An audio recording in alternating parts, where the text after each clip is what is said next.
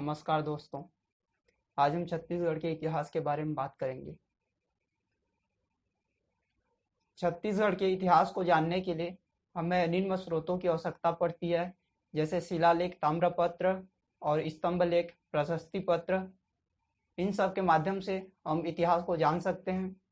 इतिहास को सरलतम रूप देने के लिए इतिहास को हम 3 भागों में बांट सकते हैं: प्राचीन इतिहास, मध्यकालीन इतिहास और आधुनिक इतिहास। छत्तीसगढ़ के प्राचीन इतिहास को और सुगमता से समझने के लिए इसे और 3 भागों में बांटा गया है: प्रागैतिहासिक काल, आद्य ऐतिहासिक काल और ऐतिहासिक काल। हम बात करेंगे आज प्रागैतिहासिक काल की। इसे पाषाण काल भी कहते हैं। इस काल में पुरातात्विक वस्तुओं को आधार मानकर इतिहास लिखा जाता है, जैसे पुराने चित्र या वस्तुओं का प्रतिरूप। जब मानव पशुओं की तरह जीवन व्यतीत करता था, तब का यह कालखंड है पाषाण काल।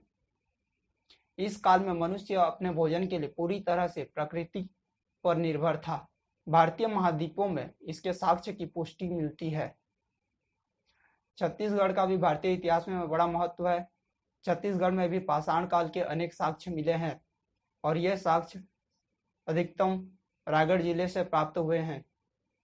इस काल के प्राचीनतम आदिवासी सिंघनपुर, कबरा पहाड़, खैरपुर तथा कर्मागढ़ के शैल चित्रों में अपनी स्मृति चिन्ह छोड़े हैं।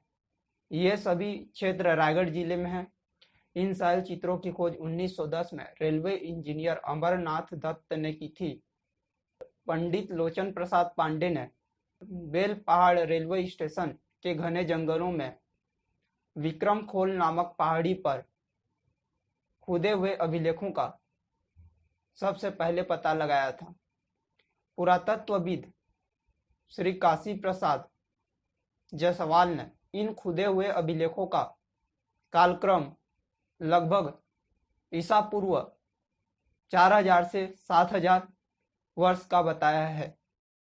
इनके अनुसार इसकी लिपि मोहनजोदाड़ो की लिपि और ब्राह्मी लिपि के बीच की लिपि मानी गई है।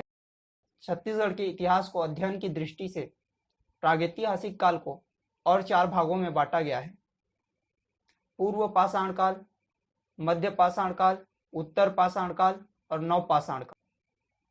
पूर्व पाषाण काल इसके साक्ष्य मुख्यतः 2 स्थानों से प्राप्त हुए हैं: महानदी घाटी और सिंघनपुर। और ये दोनों क्षेत्र रायगढ़ जिले में स्थित है। यहाँ शैल चित्र प्राप्त हुए हैं। इसके अतिरिक्त बोतलदा, सोनबरसा, गीधा, छापामार, भंवरखोल से भी शैल चित्र प्राप्त हुए हैं।